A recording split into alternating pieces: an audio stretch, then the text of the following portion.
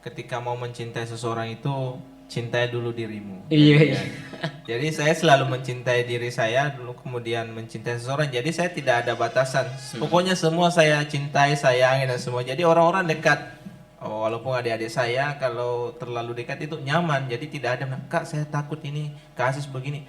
Pokoknya semua saya dekati. Makanya kabur sempat juga sepupu-sepupu ya semuanya jadi sepupu. Saya kita sebagai warga negara untuk berpendidikan bagi orang-orang yang tidak mampu dan sebagainya dikembalikan ke lembaga kampus atau sekolah pun itu mereka tidak mampu menjembatani adik-adik kita, keluarga kita, orang-orang miskin di desa untuk melanjutkan pendidikannya. Terkadang salah sasaran dan itu sangat kentar, sangat jelas di Kabupaten Sinja khususnya.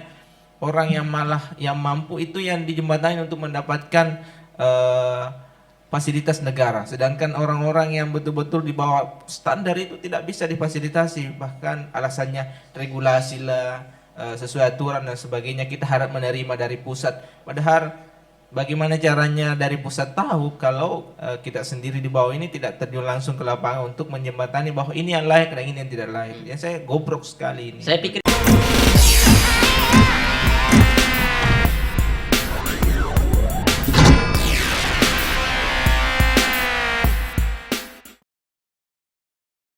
baik, terima kasih. Selamat malam semua dimanapun kalian berada. Kembali lagi bersama saya Burhan SJ di Not Podcast.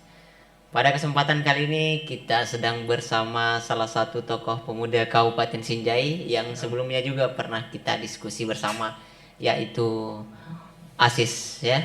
Asis ini dikenal di mana-mana dan diidolakan oleh teman-teman pemuda sebagai salah satu tokoh pemuda yang potensial.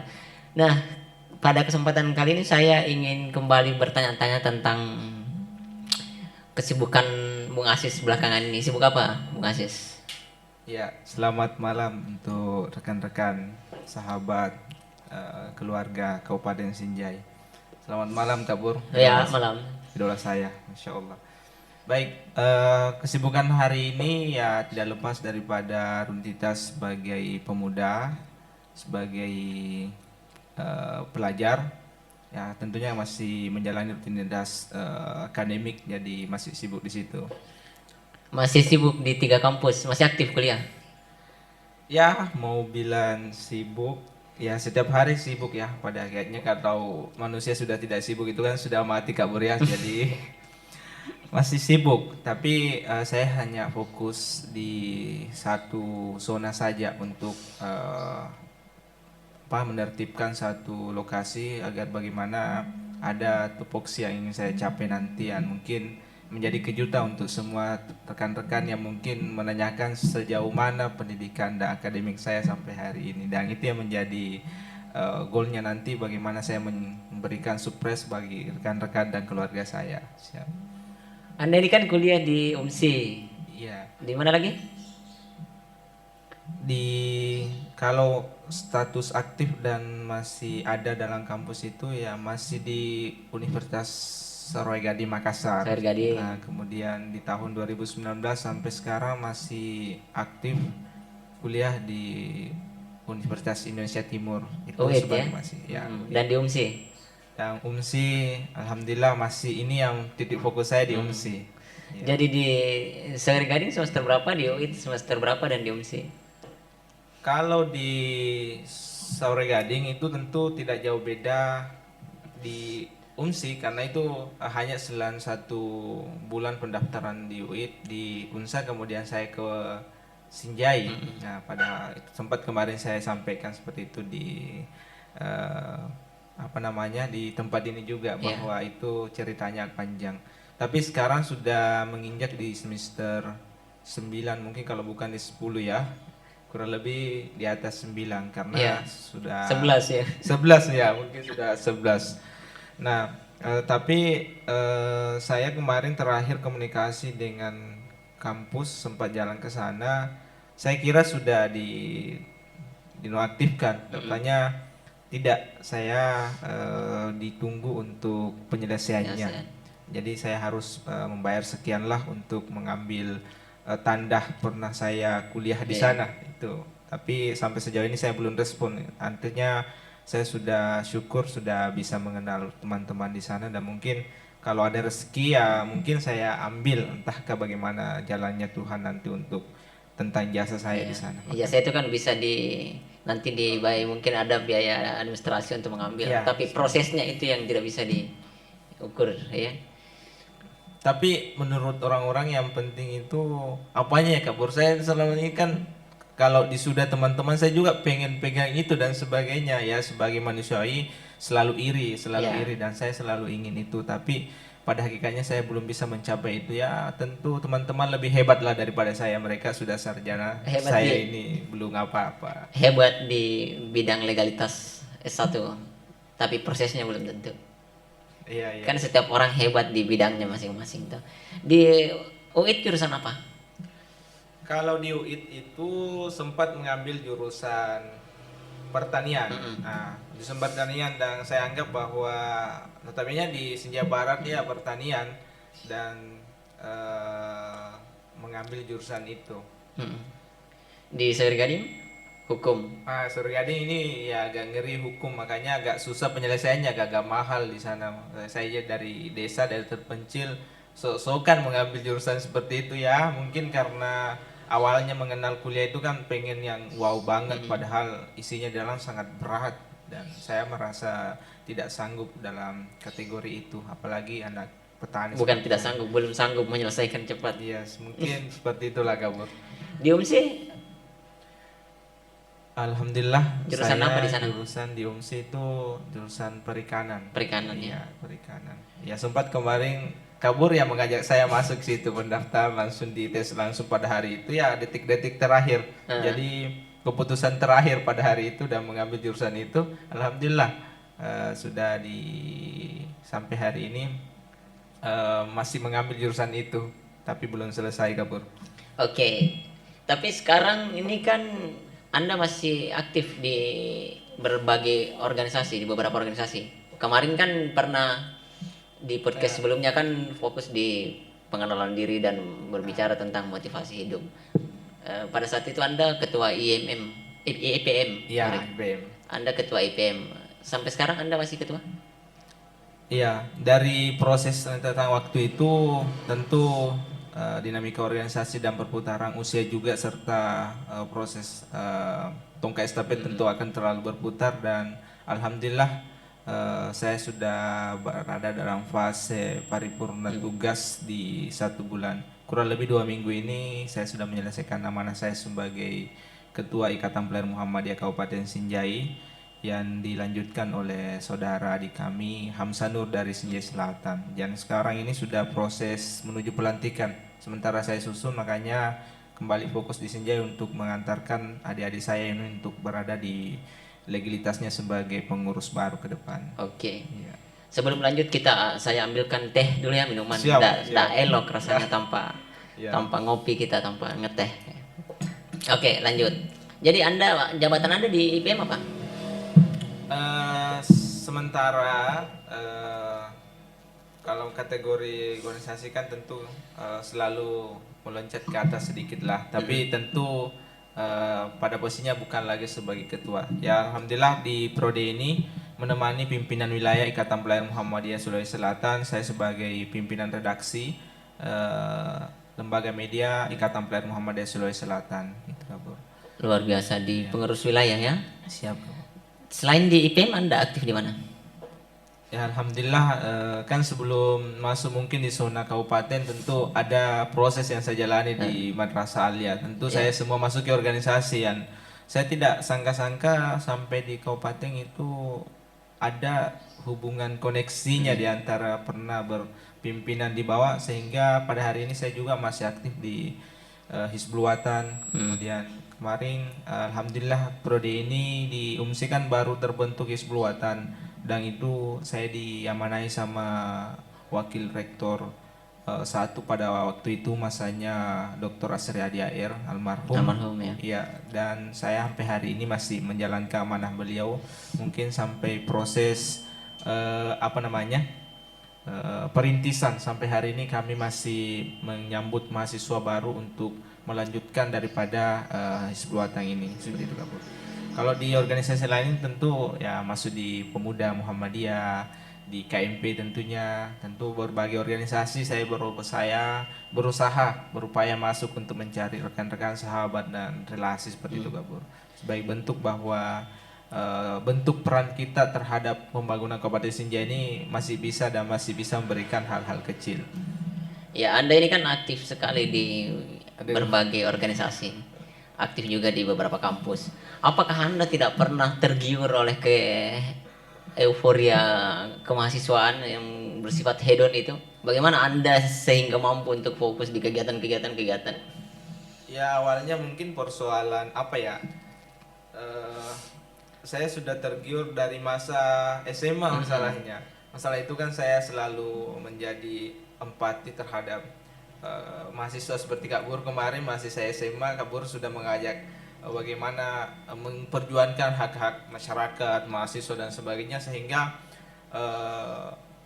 saya sampai hari ini tentu kalau ada perjuangan-perjuangan seperti itu masih ingin sekali, tapi pada prioritasnya kan saya masih berada pada zona yang tidak bisa terlalu keluar daripada lingkaran itu, apalagi mengikat tentang apa yang rutinitas saya di Kabupaten Sinjai dan Sulawesi Selatan tentu betul-betul harus isunya yang jelas ya, tidak boleh sembarangan. Mungkin itu karena menjadi kacamata orang-orang ini ya sudah kental terhadap saya. Mungkin saya perlu batasi ya.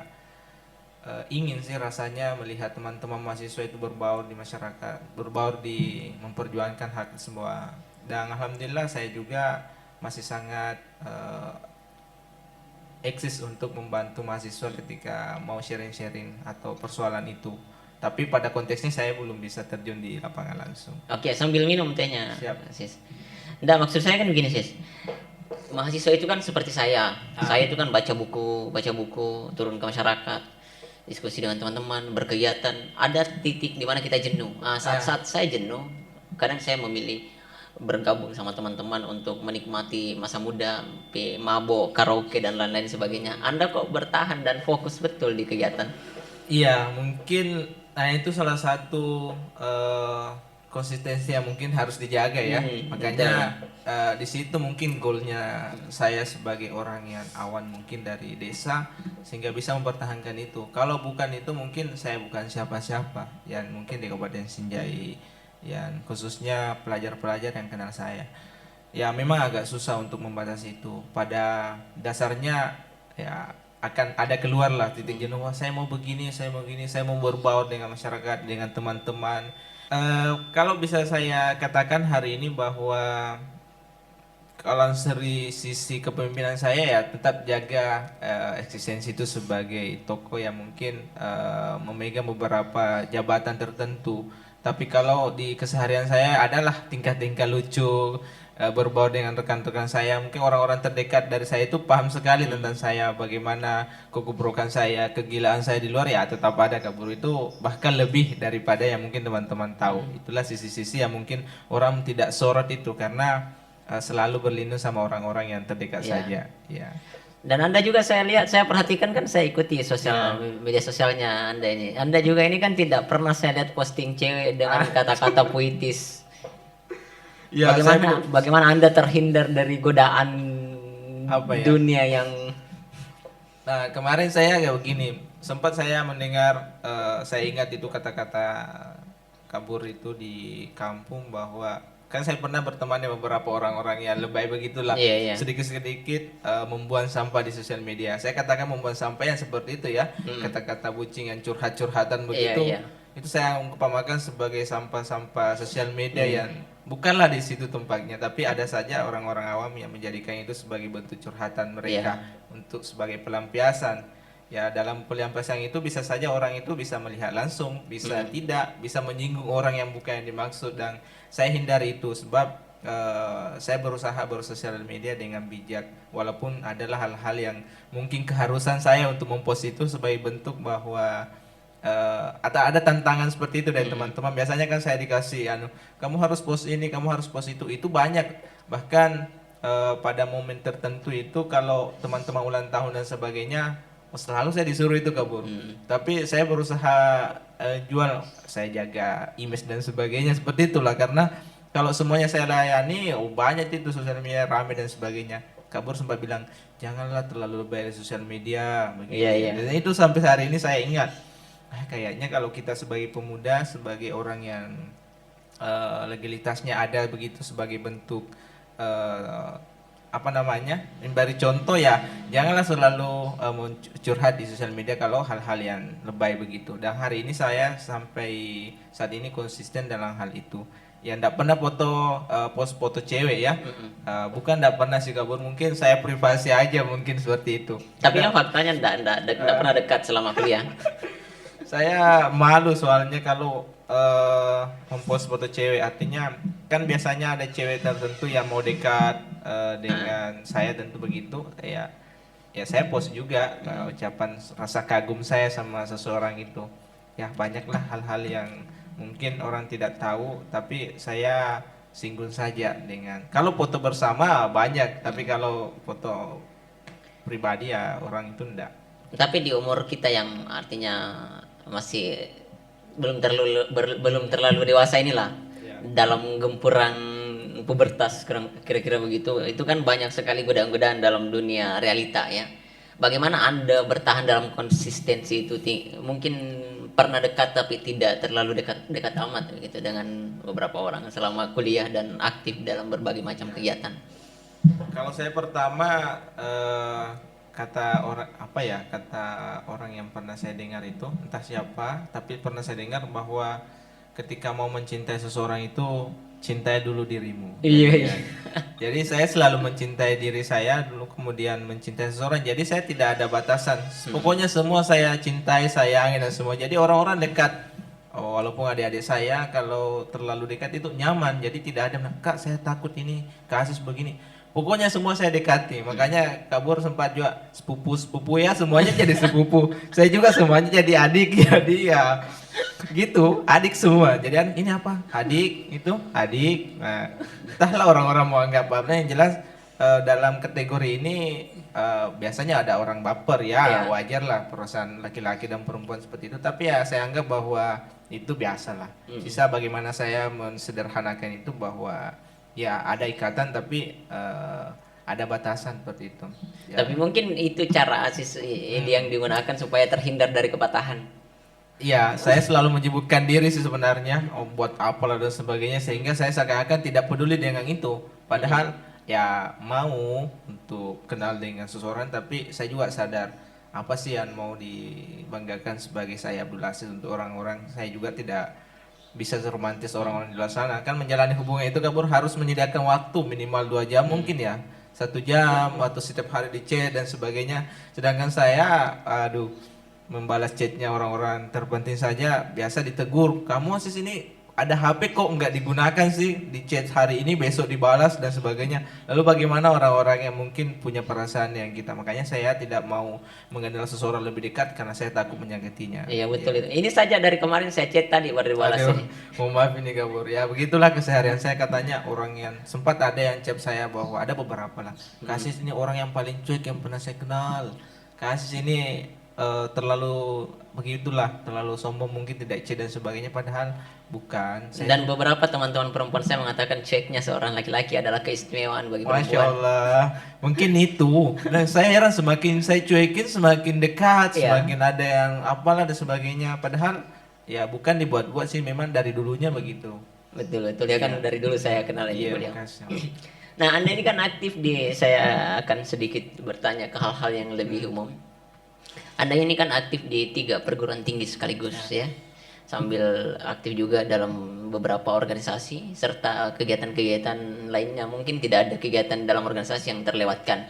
Nah pertama-tama saya ingin bertanya bagaimana perspektif Anda terkait dengan pendidikan di Indonesia, terkhusus di Kabupaten Sinjai.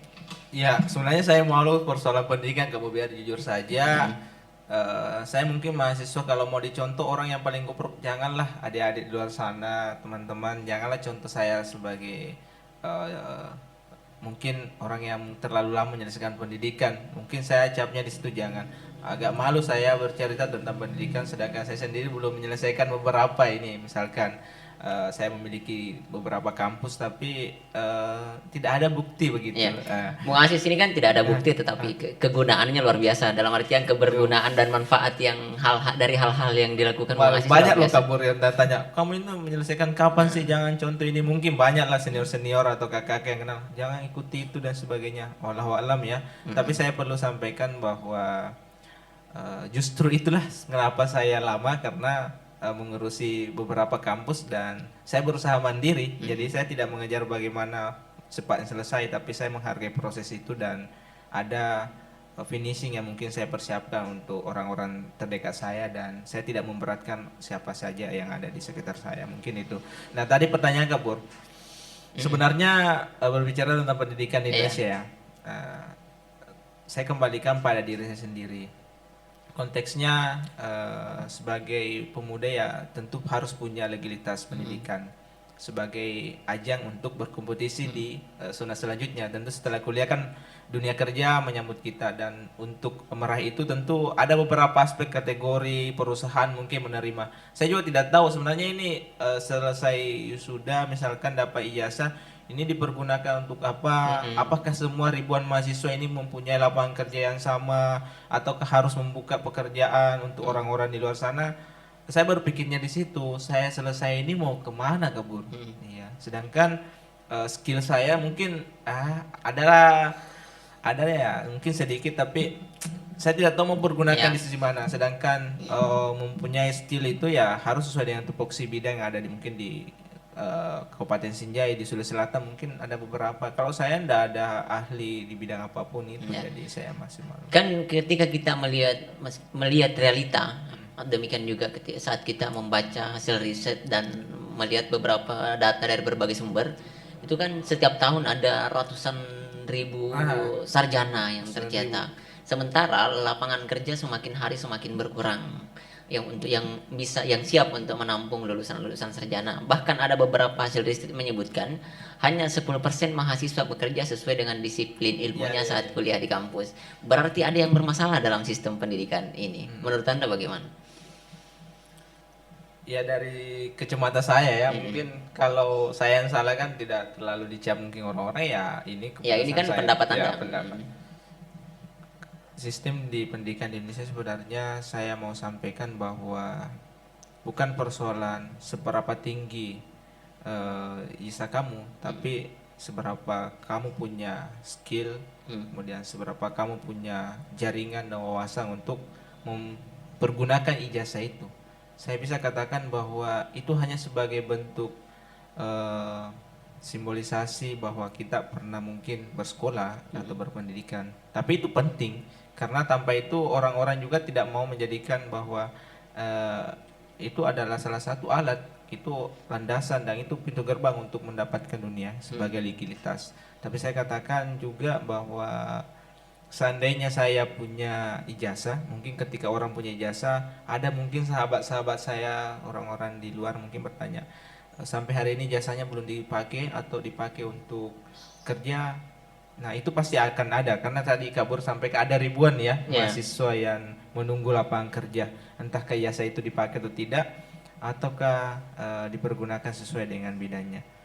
Pendidikan di Indonesia saya belum bisa menarik kesimpulan bahwa baik-baik saja karena ini betul-betul. Tapi kalau buruk sudah bisa mengambil kesimpulan.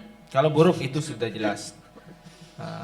Saya sudah sampaikan kemarin juga sama teman-teman bahwa pendidikan itu buruk, apalagi dalam fase 2 tahun ini tentu pendidikan karakter secara langsung di sekolah kan tidak terlaksana dengan baik.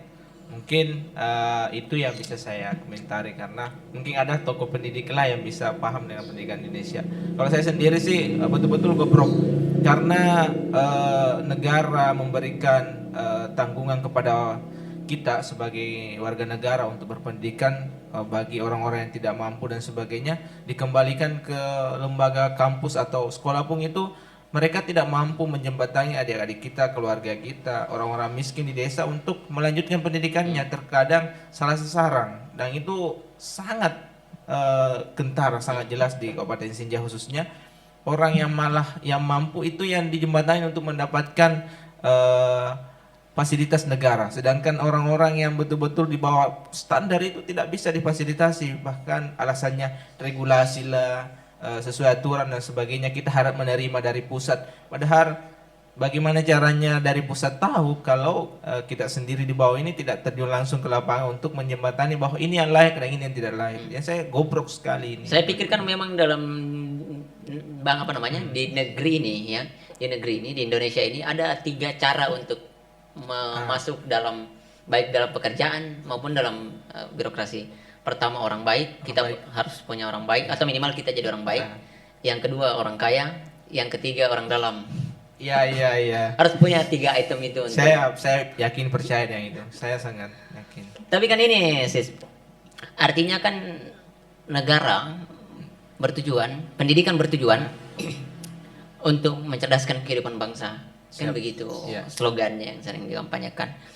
Nah, bedanya karena dalam kondisi sosial lingkungan kita sendiri itu kan kita setiap saat dituntut untuk cepat selesai. Kan gitu. Bahkan teman-teman kita itu seolah melihat kita seperti apa ya? Kita merasa berbeda dengan teman-teman ketika kita tidak sama-sama selesai, meskipun kita sama-sama kuliah satu ruangan apa dan lain-lain, tetapi saat penyelesaian dan kita tidak ikut di dalamnya, itu kan kita jadi asing di situ. Kita jadi asing seolah-olah bahwa lamanya tidak kuliah adalah cerminan buruk dalam lingkungan sosial kita khusus di Kabupaten Saya Sinjai. rasakan itu. Di lain sisi, orang-orang saja yang sudah selesai, bahkan selesai yang tidak cukup 4 tahun, 3 tahun sekian bulan selesai, itu juga masih repot untuk cari kerja, bahkan bingung mau kerja di mana, padahal dia kuliah cepat, selesai dengan IPK yang cum laude dan lain-lain sebagainya, tapi toh bingung mau kerja di mana. Dalam artian apa ya? Membingungkan sistem pendidikan kita hari ini. Itu mungkin juga yang dialami Bung Aziz hari ini. Ya, sempat mencerita pengalaman itu hari ini ada kurang lebih beberapa rekan-rekan, sahabat ya, orang-orang dekat mungkin sampai kontak saya, Kak atau teman, sahabat, bilang saudara, bantu saya untuk masuk di sini, bantu saya fasilitasi di sini, kerja dan sebagainya. Saya berpikir, aduh, saya ini belum selesai loh. Gimana pandangannya teman-teman melihat saya? Kenapa? Kamu ini banyak relasi begini dan sebagainya, orang dalam dan sebagainya.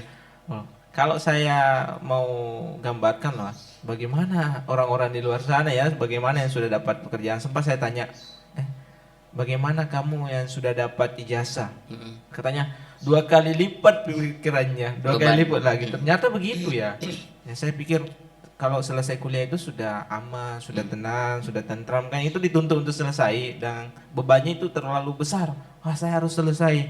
Lalu bagaimana saya ini yang masih kuliah, beban saya untuk wisuda, beban saya untuk merepotkan lagi orang-orang terdekat saya, keluarga dan sebagainya. Itu kan saya pikir, dan saya berpikir seperti ini bahwa kalau itu juga terjadi sama saya, maka saya tidak tahu bagaimana setelah wisuda kabur, karena saya tidak punya orang dalam mungkin yang disampaikan tadi. Apalagi lapangan kerja sempit, kita harus cerdas, punya skill, sedangkan saya lagi-lagi belum pada fase itu. Makanya saya tadi sudah kembali merefleksi bahwa minimal saya punya jadi orang baik untuk menjembatani adik-adik saya di kampung, mungkin untuk mengajak kuliah minimal sampai itu, karena power saya ada di sini. Kalau saya sudah selesai wisuda, saya tidak punya kesempatan untuk menjaring adik-adik saya, rekan-rekan saya, untuk berbicara motivasi dan sebagainya, untuk mengajak masuk, karena saya bukan lagi sebagai mahasiswa. Sama seperti yang dikatakan teman saya, ada teman saya namanya Arang. Dia itu selalu bilang, ketika Anda tidak mampu membantu saya secara materi, minimal bantu semangat atau doa. Dan memang adik-adik saya terangkul semua. Saya masih semangati, tapi saya sampaikan, saya akui dan saya harus sampaikan. Tapi jangan ikuti saya, ya. Kalau yang baiknya silakan ikuti. Keberanian saya ikuti. Keberanian mengambil keputusan, keberanian mengambil kesempatan, menjalin relasi. Pokoknya harus diambil itu. Tapi untuk mengikuti bahwa lama menyelesaikan kuliah itu tidak semua orang bisa, karena punya finishing tersendiri, punya target tersendiri, dan itu akan tersampaikan setelah kita jalani. Karena sebaik-baik orang itu memahami kita, tidak ada yang lebih tahu tentang kita selain diri kita dan keluarga dan Tuhan. Itu saya selalu sampaikan bahwa jangan cap orang itu dari secara sudut pandang pribadi saja, karena banyak hal yang mungkin disembunyikan dan itu terjadi sampai hari ini. Justru saya kuliah di 3 kampus itu baru terjaring kurang lebih 3 bulan ini, baru ada yang tahu mungkin seperti itu, bahwa saya ternyata kuliah di sini. Sampai kaget lah itu orang-orang di kampung, kenapa anakmu kuliah begini dan sebagainya bisa, sedangkan kamu tidak punya apa-apa. Itu saya lindungi, makanya tadi kemarin saya sampaikan sama tante, saya rahasiakan, sama mama juga saya rahasiakan, sama bapak juga saya rahasiakan. Dan karena faktornya jangan sampai diintimidasi mungkin dari kampung, ceritalah kamu itu sok bisa menguliahkan anakmu, kamu tidak punya apa-apa, makanya saya jaga. Baru kan di Indonesia ini kan kita tersiksa bukan karena materi sebenarnya. Yang paling menyiksa kita orang Indonesia itu bukan materi, tetapi pertanyaan-pertanyaan tetangga yang tidak ada habisnya. Itu yang Gabur. Aduh, tidak bisa dijawab semua ini, kasihan. Yang disertai dengan titipan beban moral. Mungkin seperti itu. Itu saya sangat sepakat dengan itu. Bahkan yang membuat kita dong itu pertanyaan-pertanyaan seperti itu. Asis kapan ya sudah? Asis kapan? Ada post lagi saya teman-teman, makanya saya malu post itu teman-teman yang sudah. Kok kamu belum? Dan sebagainya, banyaklah hojang-hojang itu, tapi saya anggap bahwa itu sebagai bentuk mungkin motivasi buat saya. Saya anggap semua itu sebagai bentuk motivasi buat saya untuk yakin bahwa saya harus juga sudah. Tapi betul itu yang sampaikan tetangga pertanyaan ini dan sebagainya, sehingga kita menjadi donang itu menjadi beban tersendiri. Jadi yang menyiksa kita itu Menyiksa, bukan materi, tetapi pertanyaan-pertanyaan tetangga yang tidak ada habisnya, yang setiap pertanyaan dititipkan beban moral. Ya, mungkin ada tipsnya Bu untuk menjadi tamin untuk menepis pertanyaan-pertanyaan seperti Jadi itu. pertama kali itu saya diminta sama ibu untuk selesai secepat. Saya kan kuliahnya juga lama.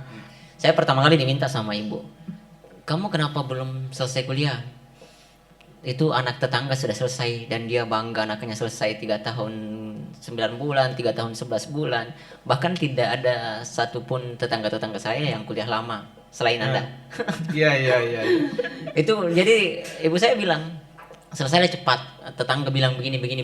Saya hanya jawab singkat bahwa saya hidup berdasarkan kehendak saya. Saya hidup tidak pernah bergantung dari mulut-mulut tetangga. Karena saya hidup berdasarkan dunia yang saya ciptakan sendiri. Siap. Dan saya pikir itulah cara yang paling sederhana untuk menjadi diri sendiri. Ya. Saya juga teringat dengan kata-kata ibu. Bukan ya, ini baru kebetulan kemarin saya baru berduka, orang tua bapak yang meninggal. Dan sampai bapak meninggal ini tidak ada kata-kata yang indah selain yang sempat dilontarkan bahwa pikirkan adikmu, pikirkan pendidikanmu, kamu sendiri yang tahu tentang dirimu. Saya tidak punya apa-apa untuk membantu kamu, tapi kamu punya segudang harapan untuk memberikan keluarga kita bahwa kamu bisa. Intinya tidak ada tuntutan bahwa kamu harus selesai. Dan setelah mungkin meninggal barulah mama saya, tapi mama saya sampai hari ini tidak sempat nanyakan itu, belum. Dan kamu kapan selesai? Yang ada itu dari kakak. Oke, ini bapak sudah meninggal. Mungkin kapan kamu selesai? Nah barulah 1 bulan ini, mungkin sekitar 2 minggu lalu baru itu ditanyakan. Dan saya baru berpikir, iya, saya rasa ini sudah pas waktunya untuk fokus di sini untuk menyelesaikan satu fase. Karena adik saya sudah masuk, saya sudah antarkan untuk masuk pendidikan, untuk melanjutkan pendidikannya. Saya minimal fasilitasi ada beberapa lah untuk masuk. Dan disitulah janji saya sama bapak almarhum bahwa setelah adik saya masuk kuliah barulah saya fokus penyelesaian. Dan alhamdulillah saya masuk di zona itu. Mengapa teman-teman di luar sana mungkin selalu bertanya itu ya, pertanyaan-pertanyaan yang membuat saya tidak bisa jawab. Nah itu tadi yang disampaikan Kak Bur, jawabannya simpel. Sempat juga Pak Dusun kemarin ya, Pak Dusun di kampung itu tanya, Asis ini sudah berapa tahun kuliah, tapi itu tidak sampai ke saya, tapi ke bapak. Ini Pak Dusun tanyakan kamu katanya sudah selesai atau belum? Saya sampaikan belum, ada masanya dan saya nyaman dengan zona ini. Nah, itu saja, saya nyaman dengan zona ini dalam kategori saya masih perang aktif dalam membantu orang-orang di luar sana dan sebagainya. Ya walaupun pada dasarnya kalau ada pertanyaan, kalau kamu selesaikan kamu lebih bisa membantu orang-orang, tapi kan konteksnya adalah bukan membantu secara finansial, yang membantu dalam bentuk silaturahmi, motivasi dan sebagainya. Hanya itu yang bisa saya berikan. Jadi salah satu poin penting yang diamanahkan Bapak sebelum meninggal pendidikannya. Ya, pendidikan. Kamu harus antarkan adikmu dulu masuk, kemudian kamu selesaikan pendidikanmu. Jadi itu, setelah adik masuk, barulah saya menyelesaikan itu. Dan itu saya lihat itu berlaku secara universal pertanyaan-pertanyaan seperti itu. Oh, Dan karena saya perhatikan di saat kita ditanya kapan selesai, itu kan pertanyaan-pertanyaan itu semacam apa ya, dalam semacam hantu dalam alam bawah sadar itu. Setelah kita selesai, kita akan ditanyakan lagi, Anda kerja, kenapa Anda belum bekerja? kamu kerja di mana? Nah, Aduh. setelah kita dapat kerja, kita akan ditanya, gaji Anda kok begini, sementara ini A, B, dan C ini teman-temanmu, keluargamu, sepupumu kok kerja yang sama tapi gajinya lebih mahal. Ya, ya, ya. Setelah kita gaji mahal, kamu kapan menikah? Setelah kita menikah, kamu kapan punya anak dan lain-lain sebagainya. Sehingga saya simpulkan tadi bahwa kita ini kan di Indonesia dengan setumpuk pertanyaan yang tidak ada habisnya. Dan setiap pertanyaan menitipkan beban moral. Itu yang paling menyiksa sebenarnya. Ya. Tapi satu yang unik Kabur, di semua keluarga saya itu ya, saya hanya mau menyampaikan satu kekuatan saya bahwa di antara puluhan cucunya nenek saya, hanya saya yang berusaha melanjutkan pendidikan itu. Saya bukan berarti mau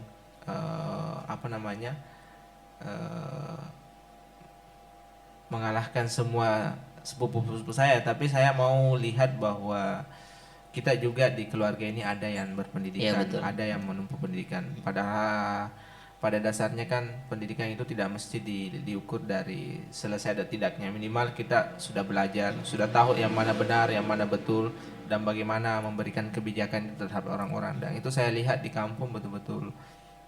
Seandainya saya punya kekuatan dalam hal bentuk likuiditas, membantu secara finansial atau menggunakan jabatan saya bantu. Tapi kan lagi-lagi saya hanya bisa menjadi pemeran, memanas-manasi masyarakat saja bahwa ini yang benar, ini yang betul.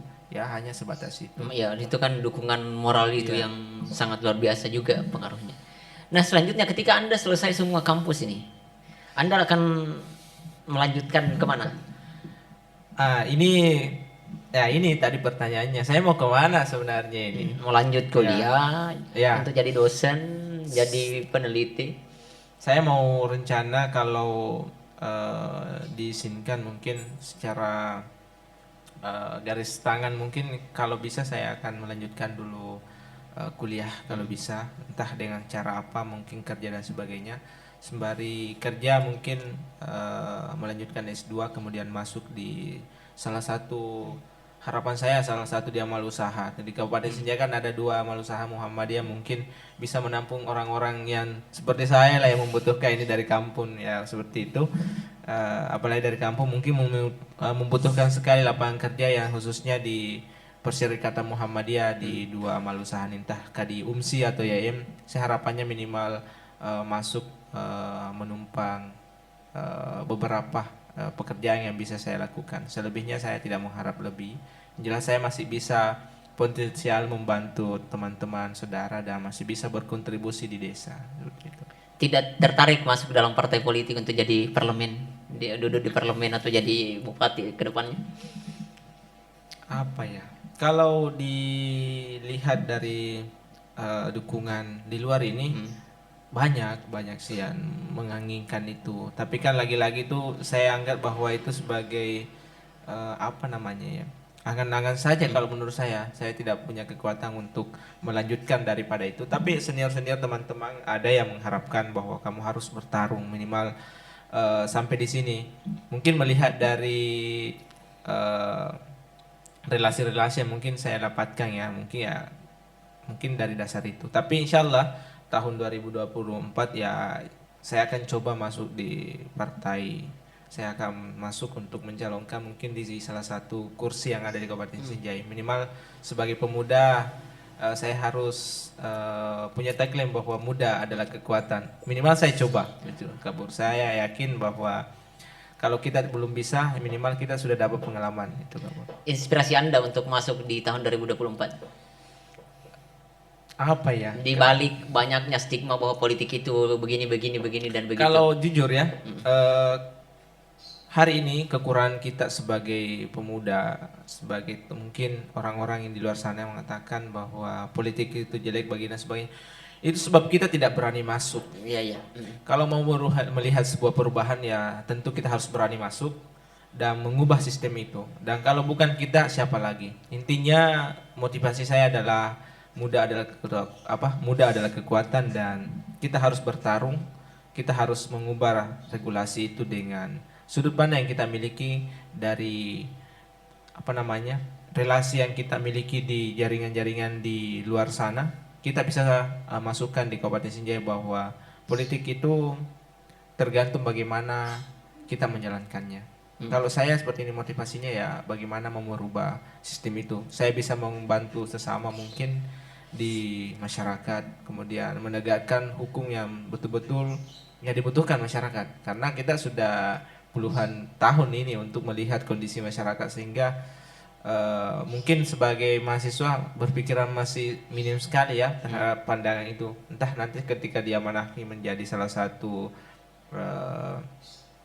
bagian daripada pemangku kebijakan itu harapannya seperti itu, mau melihat perubahan itu kan bro.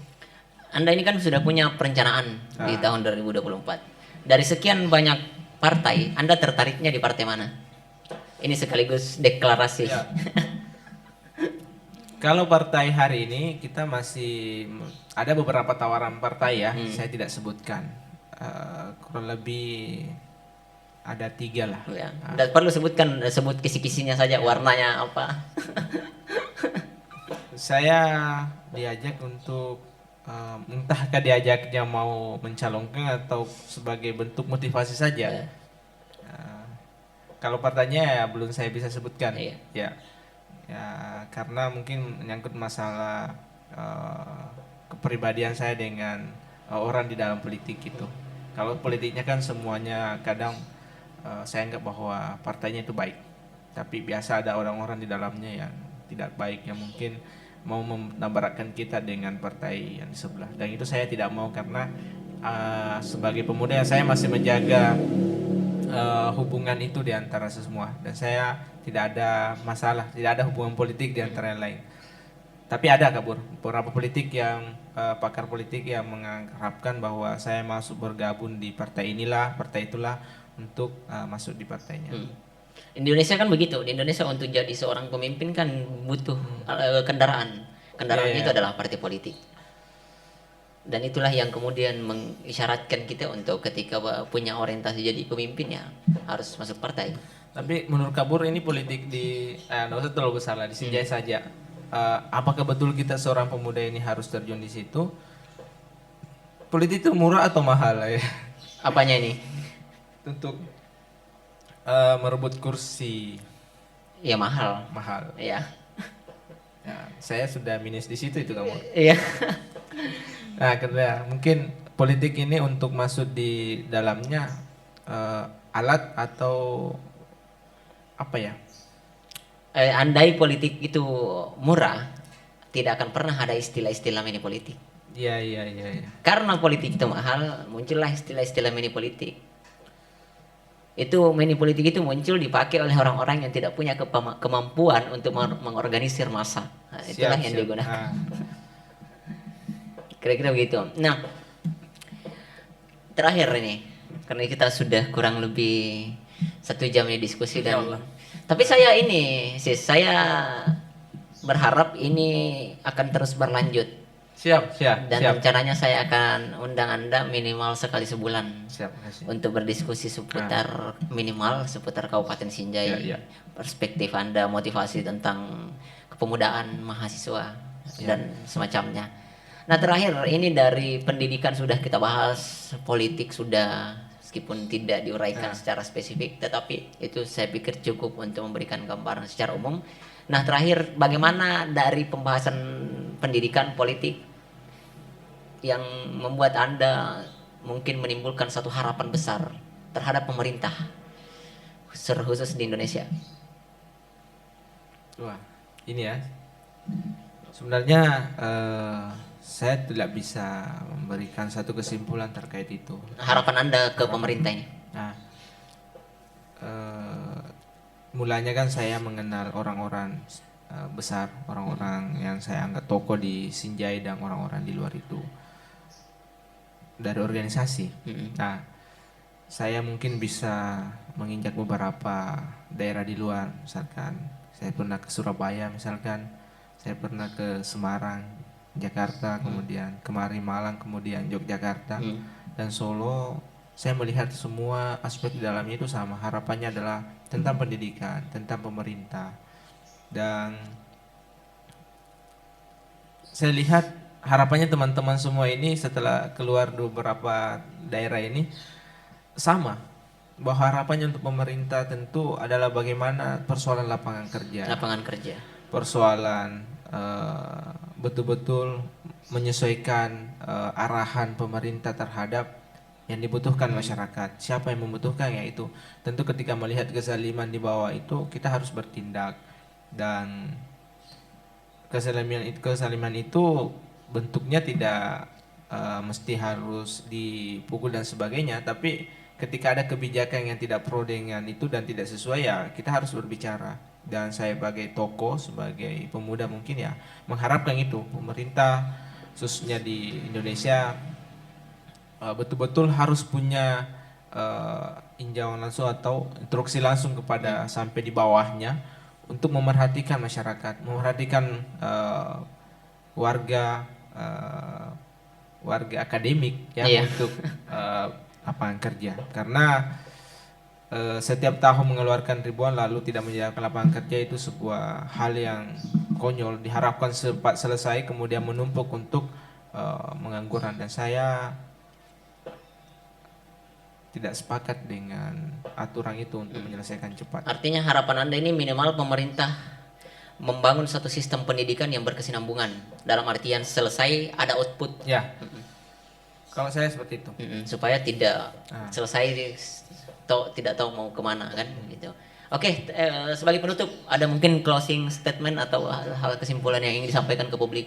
Ya, ini ada kaitannya dengan politik Sinjai dan pemerintah Kabupaten Sinjai. Tentu sebagai pemuda, pemeran pemuda yang mengikat beberapa unsur pemuda di Kabupaten Sinjai yang bergabung di dalamnya, saya merasa bersyukur bisa kenal dengan tokoh seperti Kabur, seperti orang-orang di luar sana yang menganggap bahwa saya adalah saudara. Itu kekuatan saya, bahwa kekayaan terbesar saya adalah sahabat saya, orang-orang di sekitar saya. Dan alhamdulillah saya bisa begini mungkin karena orang-orang di luar sana yang punya harapan besar untuk saling menarik bersama, saling merangkul.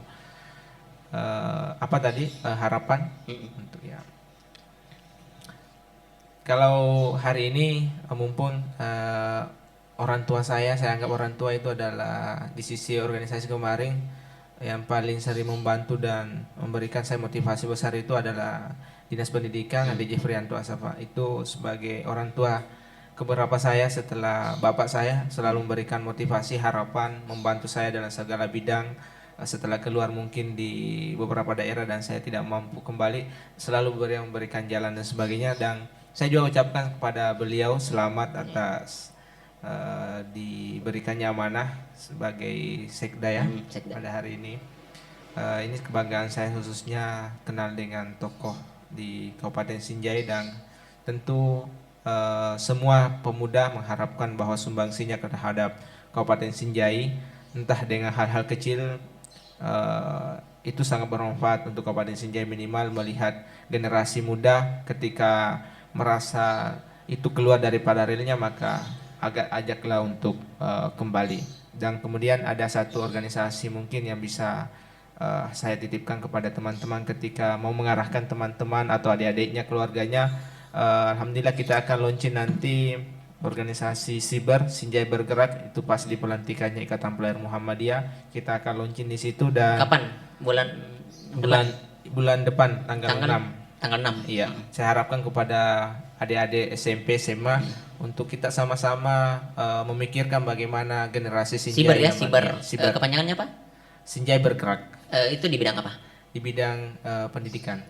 Ya, untuk mengajak yang mungkin yang kurang dari attitude-nya untuk membaca, mengaji dan sebagainya, kita rangkul semua sehingga terarah untuk pembangunan Kabupaten Sinjai, SDM-nya bisa sesuai dengan diharapkan untuk menopang keberlangsungan generasi muda di Kabupaten Sinjai Kabur. Mungkin itu saya ucapkan terima kasih kepada semua yang membantu nanti Siber dan organisasi yang bergerak untuk Kabupaten Sinjai. Terima kasih. Oke, thank you. Baik teman-teman, itulah tadi pembahasan yang cukup menarik, luar biasa sekali, penuh semangat, spirit, motivasi dari Abdul Aziz ini. Beliau adalah salah satu tokoh pemuda yang sangat inspiratif menurut saya. Ada panjang lebar tadi berbagai pengalaman diceritakan, tentunya sangat membantu kita untuk keluar ketika kita misalnya kehilangan semangat untuk terus belajar. Dan ini adalah kedua kalinya ya di studio, dan teman-teman panggil Kabur. Dan ini akan terus berlanjut, dan ini kan sekali sebulan rencananya saya akan undang beliau untuk berbagi pengetahuan, pengalaman kepada kita semua. Sekian untuk kesempatan kali ini, saya Burhan SJ dari Studio Note Podcast. Terima kasih.